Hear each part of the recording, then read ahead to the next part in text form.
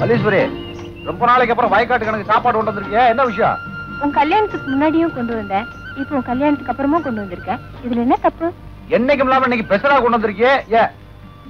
ஒண்ணுமில்ல, உனக்கு பிடிச்ச மாங்காய் ஊறுகாய் போடும்போது உன் நினைப்பு வந்துச்சு, அதான் கொண்டு வந்தேன். மல்லீஸ்வரி, என் மேலதான் உனக்கு எவ்வளவு பாசம்.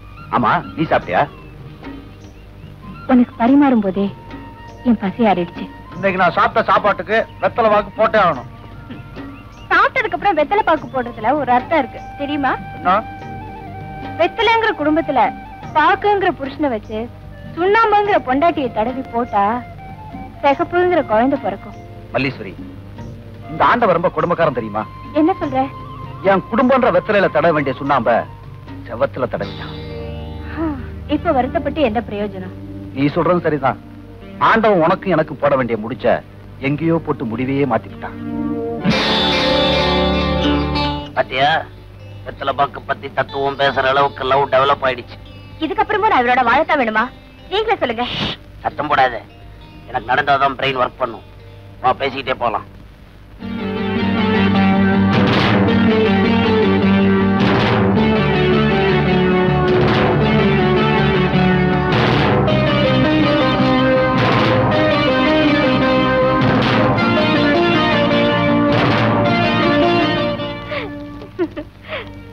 என்ன சிரிப்பு? காகிதத்தை கழுத திங்கிறத பாத்திருக்கேன், ஆனா காகிதத்துக்கு முத்தம் கொடுக்கறாளே இப்பதான் பாக்குறேன். கிண்டல? ஏய், இதுக்கு முன்னாடி யாருக்காவது நீ காதல் கடிதாசி எழுதிருக்கியா?